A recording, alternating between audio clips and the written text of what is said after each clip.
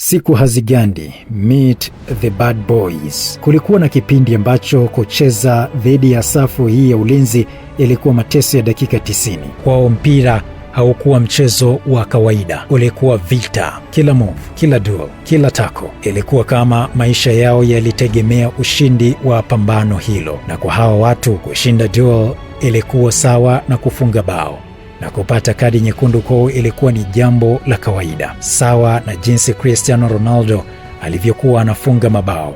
Kuna muda dunia nzima ilishangaa mentality yao. Pepe na Sergio Ramos hawakuwa mabeki wa kawaida, walikuwa watu wenye roho ya chuma, wapambanaji wa kweli waliokuwa tayari kupigana hadi dakika ya mwisho bila kuogopa mtu yeyote. Walicheza kwa nguvu, lakini pia kwa akili kubwa sana.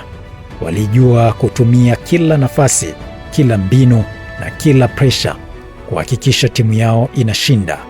Na Ramos alikuwa zaidi ya beki, alikuwa kiongozi wa vita. Akiingia uwanjani tayari alikuwa anaweka hofu kwenye mioyo ya washambuliaji wengi. Na mbele yao kulikuwa na mtu mwingine muhimu mno, Casemiro, kiungo aliyefanya kazi chafu ambazo watu wengi hawaoni kwenye highlights. Alikuwa anakata mipira, anadhibiti tempo, anaharibu mashambulizi ya wapinzani, alafu anawakabidhi mpira watu wa kazi safi, wazee wa utulivu, Toni Kroos na Luka Modric.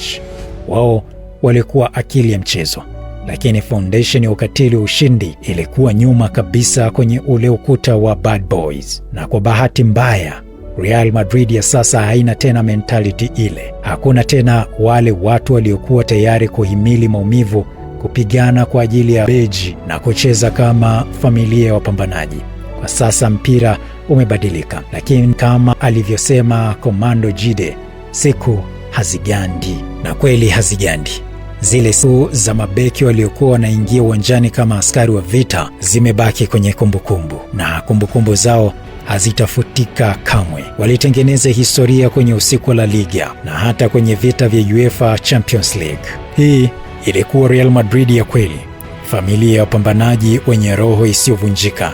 Hawakucheza kwa urahisi, hawakuogopa maumivu, na hawakuacha ushindi uwe kitu rahisi kwa mpinzani. Na ndiyo maana hadi leo majina yao bado yanaishi kichwani mwa mashabiki wengi wa soka.